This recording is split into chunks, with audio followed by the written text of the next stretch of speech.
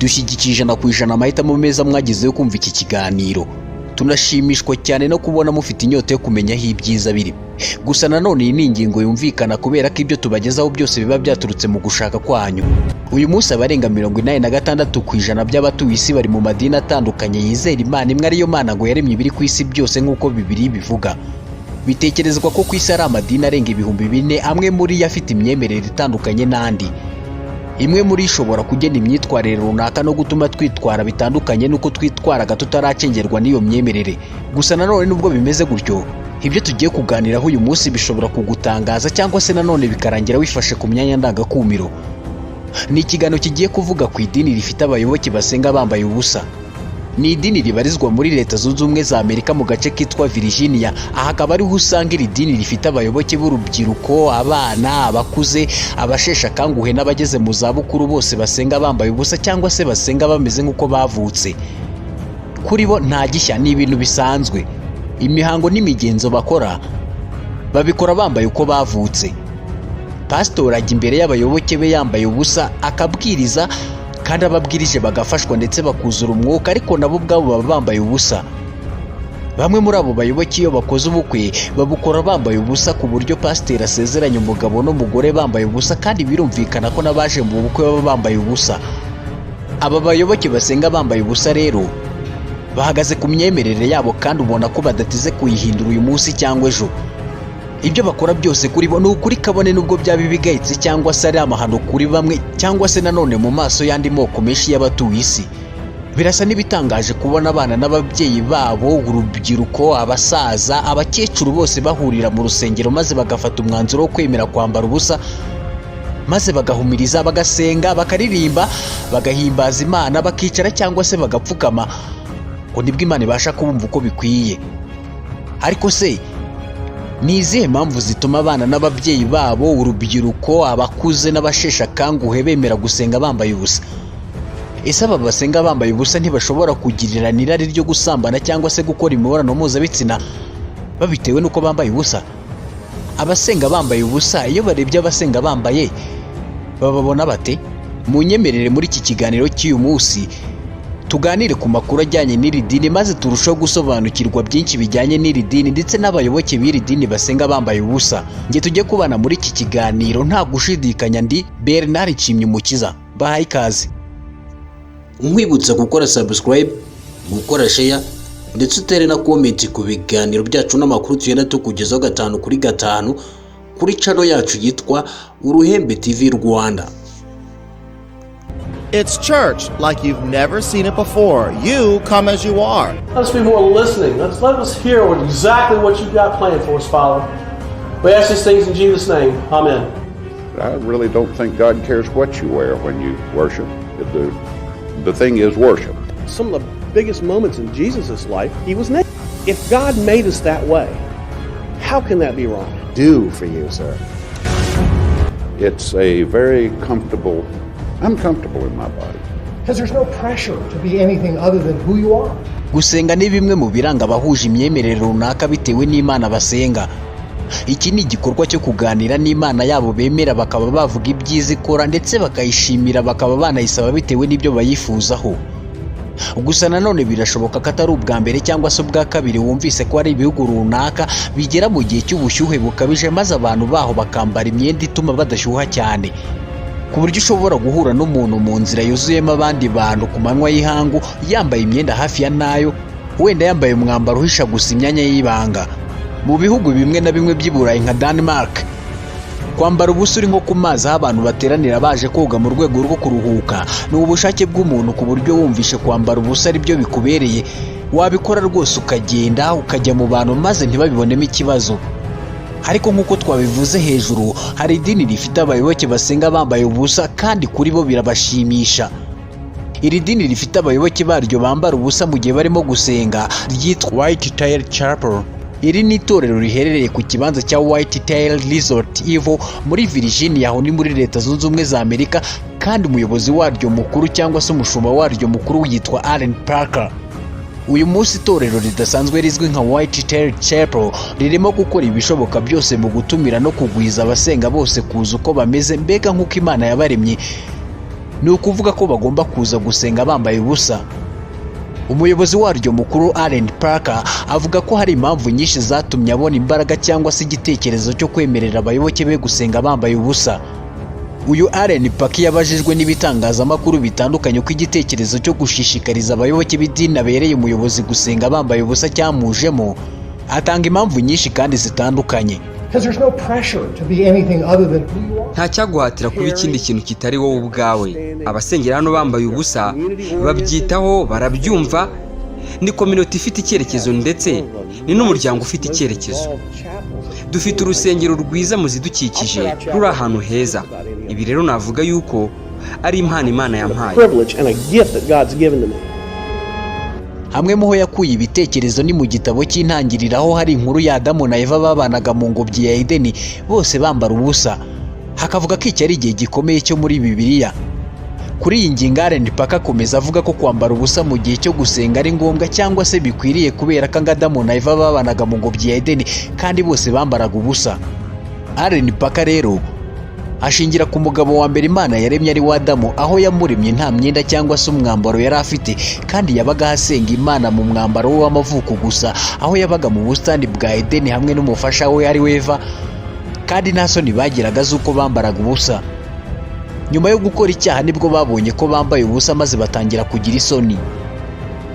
Indi ngingo Allen Parker atanga yabajijwe n'abanyamakuru batandukanye ukuntu atinyuka kwemerera abantu kwambara ubusa mu rusengero, ngo nuko insengero usanga abantu bajya gusenga bambaye imyenda, ngo akenshi ukunze gusanga bagira ubwibone n'ubwirasi bukabije burimo kwigereranya kw'abakristo hagati yabo bagendeye ku myenda cyangwa se uko bagaragara, ku buryo hari n'abatekereza ko batangana bose imbere y'Imana. Ngo kuramya Imana no kuyihimbaza abantu bameze nk'uko bavutse, ni ukuvuga nta myambaro runaka bari ku mubiri, ngo nibyo byaca kwibona gukabije nk'uku. Ngo kwambara imyenda mu gihe cyo gusenga bigusha benshi kuko basenga ibitekerezo byabo byibereye ku kureba uko abandi bambaye. Kugura imyenda ihenze y'agatangaza maze ngo ukunde uhijya abandi mu rusengero mu bijyanye n'imyambarire, kuri Allen Parker we ibi ntabwo abyemera na gato. Ngo imbere y'Imana ugomba kuhajya umeze nk'uko wavuye mu nda y'umubyeyi wawe umeze. Allen Parker akavuga ko ntawe ukwiriye kumva ko agomba kuba mwiza kurenza undi ku mubiri. Akavuga ko twese turi abantu, dushobora kugira inkovu, hari ibyo dufite kandi dukwiriye kwiga no kubikunda no kubyemera. Allen Parker indi mpamvu atanga, avuga ko ibihe bikomeye bivugwa muri Bibiliya Yesu Kristo yaciyemo, ngo yabiciyemo yambaye ubusa. Igihe cya mbere gikomeye cya Yesu Kristo Allen Parker avuga ngo ni igihe yavukaga maze isi yose igahabwa umugisha w'uko umwana w'Imana isumba byose yayivukiye. Ngo icyo gihe Yesu Kristo yavukaga ngo yari yambaye ubusa kandi ngo yari afite ubushobozi bwo kuba yavukana imyenda wenda y'akataraboneka imwe itabasha kwiganwa n'umwana w'umuntu uwo ari we wese, ariko ngo yahisemo kuvuka atyo kuko ari byo yabonye biboneye kandi bihesheje Imana icyubahiro no kwicisha bugufi.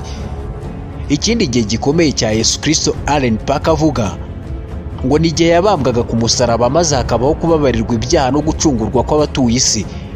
Ngo iki gihe nabwo yari yambaye ubusa. Uyu ni Allen Parker, umuyobozi mukuru w'iri dini rya White Tail Chapel rifite abayoboke basenga bambaye ubusa. Some of the biggest moments in Jesus' life, he was naked. When he was born, he was naked. When he was crucified, bimwe mu bihe bikomeye Yesu yaciyemo yari yambaye ubusa. Igihe yavukaga yari yambaye ubusa, igihe yabambwaga ku musaraba yari yambaye ubusa, ndetse n'igihe yazukaga akava mu gituro yasize imyenda yaho mu gituro azuka yambaye ubusa. And when he arose, he left his clothes in the tomb and he was naked.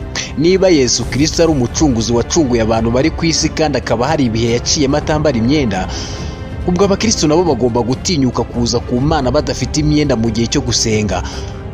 Yemera ko umubiri w'umuntu ari wo mwenda mwiza cyane kurusha indi, hakavuga ko tuba tugomba kuwishimira. Kuri Allen Parker ngo umubiri w'umuntu ni wo mwambaro Imana yamuhaye ukomeye, ngo tuba tugomba kuwunezererwa no kuwurata. Ngo nta wundi mwenda wabasha kuba mwiza kurusha umubiri w'umuntu. Niba Imana yaraturemye muri ubwo buryo, ni gute ibyo bishobora kuba bibi? Ngo abantu baba bagomba kuyoboka inzira nziza yo gukiranuka uko byagenda kose. Igitekerezo cya Pastor Parker ngo nuko ubwambura ari uburinganire bukomeye bwibutsa abantu bateraniye mu rusengero ko bose ari abantu boroheje. Abantu uko baba bangana kose, yaba ari benshi cyangwa ari bake, ngo babangana imbere y'Imana. Allen Parker akomeza agaragaza impamvu yemerera umukumbi ayoboye gusenga bambaye ubusa, avuga ko itorero rifite uburenganzira bwo gusenga Imana rititaye ku yandi ari muri iyi si no kwishora mu buriganya bujyanye no kwitwikira imyenda no kwisiga nk'uko bikorwa no ku isi. White Tail Chapel Parker akomeza avuga ko iri dini ryihariye kandi ko rigomba kubaho ryihariye ritandukanye n'andi madini yose ari ku isi. Allen Parker avuga kandi madini asenga yambaye ntacyo arushira idini ryabo kuko usanga andi madini bagirana amakimbirane hagati yabo, nyamara ngo idini abereye umuyobozi usanga abayoboke baryo bakundana kandi ngo barafashanya mu buzima bwabo bwa buri munsi, ndetse ngo nta n'umwe muri bucira undi rubanza, ahubwo usanga bose bafite ukwemera kuri ku rugero rwiza. Ku rundi ruhande abayoboke b'iri dini bamwe bavuga ko Imana ireba mu mutima w'umuntu, ibindi byose ari ubujiji.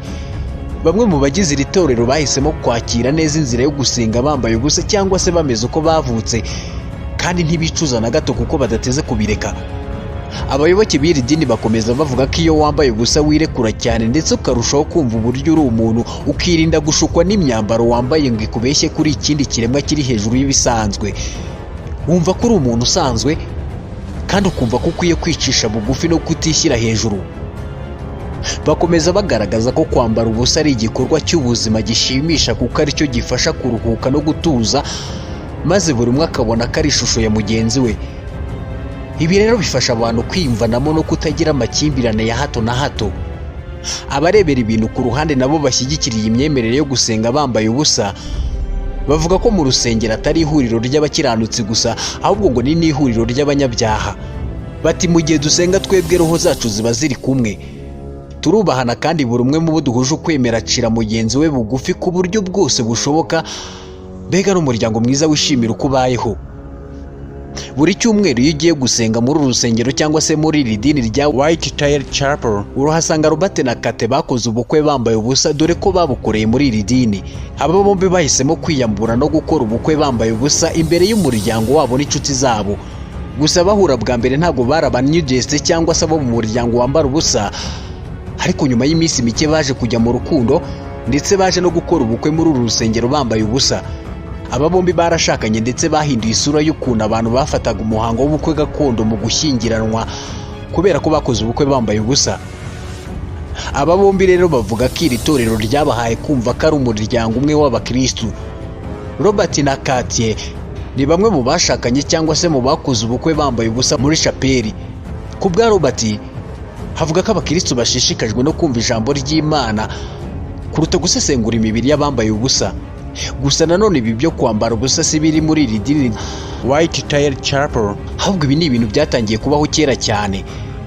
Iyi rero ni imyemerere ijyana n'amahame ya naturalism cyangwa se nudism, akaba ari imyemerere cyangwa se amahame avuga ko abantu bagomba kwemera kubaho uko bavutse, muri make bakabaho bambara ubusa. Iyi myumvire rero ya naturalism yagiye igaragara mu moko menshi yo ku isi, kandi abantu bagira uyu muco wo guhura bambaye ubusa bitwa ba naturalists. Aba rero barahura bagasangira ariko bakirinda kugirirana irari ryo gusambana cyangwa se gukora imibonano mpuzabitsina babitewe n'uko bahuye bambaye ubusa. Guhura kw'abantu b'ibitsina bitandukanye kandi bambaye ubusa nyabusa, kuri bo babifata nk'umuco wabo kuruta uko ryaba ihame riguha uburenganzira cyangwa se ubwisanzure bwo gukora imibonano mpuzabitsina uko ubishatse. Ushobora kutabyemera cyangwa se ntubyizere kubona abantu batandukanye bahura bose kandi bambaye ubusa, ariko ntihagire abagirana irari ryo gukora imibonano mpuzabitsina. Kimwe mu byemeza ibi ni uko abanaturalists atari bo bakunze kuboneka muri ba bantu bakunda gukina filime z'urukozasoni cyangwa se pornography.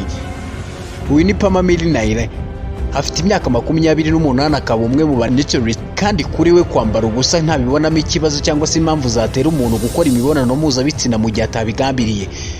Kuri we kandi ngo wamubaza impamvu yambara ubusa, nawe yamubaza impamvu yambara imyenda. Nitwa Pama Milenia, mfite imyaka 28 y'amavuko ndetse ndi umuniturist. Abantu bo muri iyi minsi batungurwa no kubona nambaye ubusa. Byumvikane neza, ntabwo kwambara ubusa ari ukwica amategeko. Ndi hano kandi menye ibyanjye. Ni umubiri wanjye, ngomba kuwukoresha icyo nshaka. Nkora isuku nambaye ubusa, nta na kimwe gikwiye kumbuza gukora icyo nshaka. Nta kibazo abagabo bagira iyo bambonye nambaye ubusa. ahubwo mu by'ukuri biba ari byiza kubona umugore nkanjye nitaweho kandi nzengurutswe n'igitsina gabo uba wumva mu by'ukuri wubaye. Abantu rero iyo bambajije ati kuki wambaye ubusa, ndabasubiza ni byiza, kuki si wowe wambaye.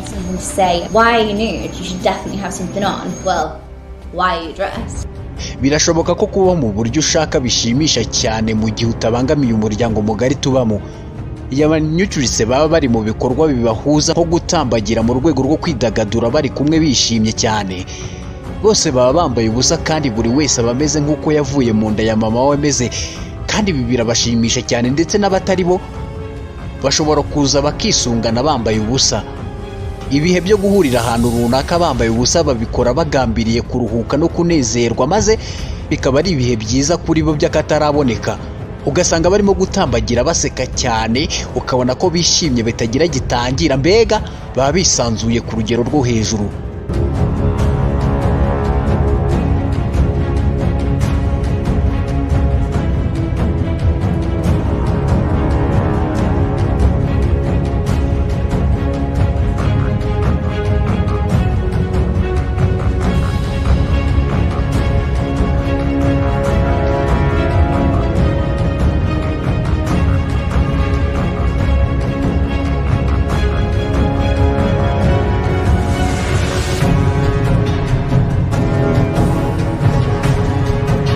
Mu gace kitwa White Tail Resort ahari idini ry'abasenga bambaye ubusa, uhasanga abantu nabo bambaye ubusa. Bavuga ko ari umuryango wambara ubusa, aho abantu bashobora gutembera cyane cyangwa kugenda bambaye ubusa kandi nta kibazo baba bafite. Abahatuye barabyishimira. Uyu ni Joan ndetse na Toris Woveland, bakaba abaturage batuye muri White Tail Resort. Umugore wanjye yabanje kuza hano tutari kumwe, yamaze amezi 6 tutari kumwe kubera ko njye nakuriye mu majyepfo y'Abaptiste, ntabwo twari kumwe. Ntabwo ari kumbona ntambaye aho nabaga ndi hose, mu bitekerezo numvaga nshaka kubona abantu babaho bambaye ubusa. Naje hano dutuye mbona ko kuza hano iby'imyenda bisiga kure, kandi abantu hano bose ni kimwe, nta n'umwe witaye ku wundi. Nubwo batubwira ngo turi butsindire miliyoni y'amadolari ejo, ntabwo twava hano. Hano hari amahoro, ntabwo kuko hari umuntu ufite imbunda, nta n'umwe ufite mashini gani, nta n'umwe uraraswa. Buri wese abayeho uko abayeho, buri umwe ameze nk'undi, nta n'umwe uvuga ngo ninde mu kirere cyangwa se ngo ubuzima bw'ahandi bumeze gute. Gusa nanone hakomeje gusabwa ko habaho ahantu hihariye abantu bafite imyumvire yo guhura bambaye ubusa bajya bahurira, kugira ngo batazabangamira abandi kubera ko bafite imyumvire ihabanye n'iyabo. Niyo mpamvu uzasanga inshuro nyinshi abanyacuritse tuzasanga bafite ahantu habo hihariye bahurira, nko ku mazu manini akorerwamo za sauna, hakorerwa imyitozo ngororamubiri, bagahurira mu duce turimo amazi, mu makaraba atandukanye, mu birori runaka cyangwa se ahandi hantu runaka bashobora kwisanzurira no kugirira ibyishimo, hanyuma bakisanzura neza maze bakambara ubusa uko babishatse. Abanyacuritse kuri bo birabashimisha cyane, bakumva bageze mu isi yabo. Ni ingenzi uko umeze, niba mu by'ukuri ugira isoni z'umubiri wawe cyangwa se uzi ibibazo by'umubiri wawe ugatekereza ko nta mubiri mwiza ufite, nta n'umwe ubyitayeho hano. Abantu ba hano ni abantu beza, niba ukeneye ubufasha bwo gukora ikintu runaka urabubona. Hano tubafitiye ibikorwa biduhuza bitandukanye bidufasha kumererwa neza. Dufite umukino wa pickleball, dufite aho babyinira, dufite aho kogera, dufite umukino wa volleyball, dufite imikino yo mu mazi, mbega ibintu hano biragenda neza.